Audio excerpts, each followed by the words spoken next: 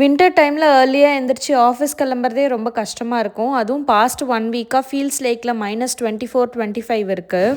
அதனால் ரொம்ப குளிர் அதிகமாக இருக்குது. ஸ்னோ இருக்கும் போது போனால் கூட இவ்வளோ குளிராது. பட் விண்டு டைமில் போனோன்னா சைடில் க்ளீன் பண்ணி வச்சுருக்க ஸ்னோலாம் இருக்குல்ல, அதெல்லாம் பறந்து வந்து நம்ம ஃபேஸ்லேயே படும். ஸோ ஃபேஸு கையெல்லாம் ரொம்ப சில்லுன்னு இருக்கும். ரோட்ஸ்லாம் கான்ஸ்டண்ட்டாக க்ளீன் பண்ணிகிட்டே தான் இருப்பாங்க. பட் ஸ்னோ வந்துகிட்டே இருக்கனால ரொம்ப கஷ்டமாக தான் இருக்கும். காரில் ட்ரைவ் பண்ணுறவங்களுக்கும் ரொம்ப டஃப்பாக தான் இருக்கும் இந்த டைமில். இதெல்லாம் கூட பரவாயில்ல, இவ்வளோ குளிர் இருக்கும். ஆனால் ஆப்பில் சன்னி டேன்னு போட்டிருப்பாங்க. அதை பார்க்கும்போது தான் உங்களுக்குலாம் மனசாட்சியே இல்லையான்னு தோணும். நாங்கள் மேகிலாம் சாப்பிட்றத ரொம்ப அவாய்ட் பண்ணிட்டோம். பட் இந்த டைமில் தான் ஆஃபீஸில் கப் நூடுல்ஸாக வச்சு ரொம்ப டெம்ப் பண்ணிகிட்ருக்காங்க.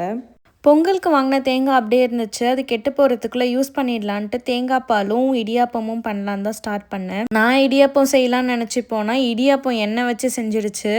முன்னாடி ப்ரெஸ் பண்ணுற மாதிரி ஒரு இடியாப்பம் வச்சுருந்தேன். அது ஸ்டார்டிங்கில் பண்ணும்போது நல்லா தான் வந்தது. அதுக்கப்புறம் என்னாச்சுன்னு தெரியல, ரொம்ப ஹார்டாக இருந்தது அதை ப்ரெஸ் பண்ணுறதுக்கே. அதனால் அதை மாற்றிட்டு இந்த சுற்றுற மாதிரி இருக்கிறது ஈஸியாக இருக்குதுன்னு சொன்னாங்க. சரின்ட்டு அது வாங்கினேன். இப்போ தான் அதில் ஃபஸ்ட் டைம் ட்ரை பண்ணுறேன். ரொம்ப ஈஸியாக வரும்னு நினச்சி பண்ணால் ரொம்ப கஷ்டமாக இருந்தது. நான் மாவோட கன்சிஸ்டன்சி ப்ராப்பராக இல்லாததுனால கஷ்டமாக இருக்குன்னு நினச்சேன். லாஸ்ட்டாக தான் ஐடென்டிஃபை பண்ணேன். அச்சில் மாவு நான் ரொம்ப அதிகமாக வைக்கிறனால ரொம்ப ஹார்ட் ஆகிடுது.